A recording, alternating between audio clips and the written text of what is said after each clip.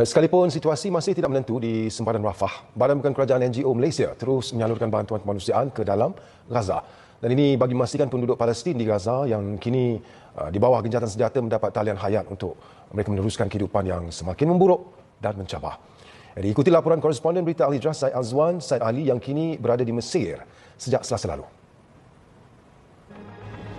Sekalipun dunia bercampur baur sikapnya antara skeptikal dan optimis tentang hala tuju Perdana Menteri Trump dan kepatuhan rejim Zionis kepada gencatan senjata, dunia menyedari akan keperluan mendesak bagi membantu penduduk Palestin di Gaza. Untuk itu, NGO luar termasuk dari Malaysia terus berusaha menghantar bantuan kemanusiaan ke wilayah konflik itu dengan sokongan penuh rakyat Malaysia yang prihatin. Terkini, Yayasan Amal Malaysia menghantar 4 lori kontena bantuan melalui misi Amal for Gaza membawa bekalan makanan dan gandum kepada 1,800 keluarga Palestin di Gaza.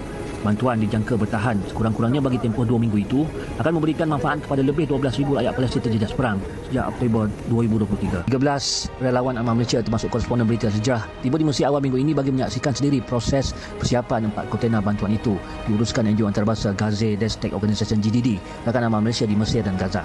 Dengan kerjasama Bulan Sabit Merah Mesir ERC, 4 lori kontena bantuan ini bergerak ke Rafah semalam dan juga masuk ke Gaza seawal Ahad ini atau selewat-lewatnya dalam tempoh 10 hari lagi. جمعية غزة ديستريكت منذ بدء الحرب في 7 من أكتوبر لعام 2023 أدخلت قرابة 900 شاحنة من المواد الإغاثية والإنسانية لأهلهم وإخوانهم من النازحين والمتضررين في قطاع غزة.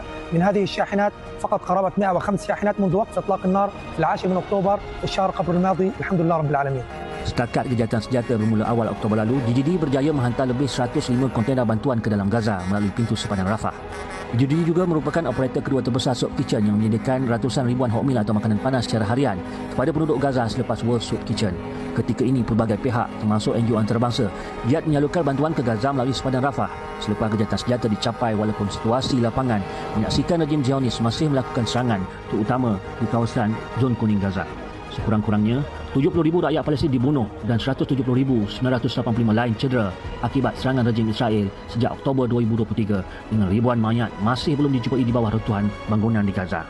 Sekalipun dunia masih menunggu tentang apa hala tuju gencatan senjata dan Pelan Damai Trump, tetapi usaha untuk menghantar bantuan seperti 4 trak kontena yang dihantar oleh Yayasan Amal Malaysia ini tentunya menjadi talian hayat untuk warga Gaza yang terjejas perang di dalam sana. Saya Azwan Said Ali melaporkan daripada Ismailia, Mesir untuk berita Al Hijrah.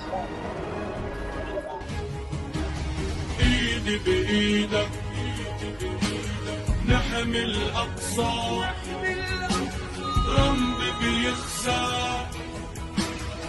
لا يظلم الأمريكان إيد بإيدك نحمي الأقصى من فرعون ومن هامان حكم ترامب بقدسي يخسى لا يظلم الأمريكان إيد بإيدك نحمي الأقصى من فرعون ومن هامان حكم ترامب بقدسي يخسى لا يظلم الأمريكان نادي بغداد الآبية يا بيروت ويا عم. بسم الله الرحمن الرحيم.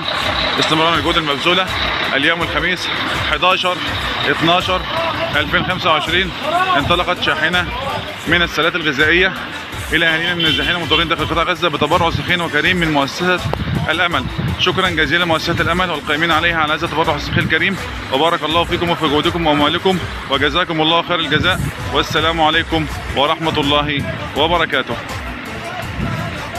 في الحرب عزمه هم كبيت العنكبوت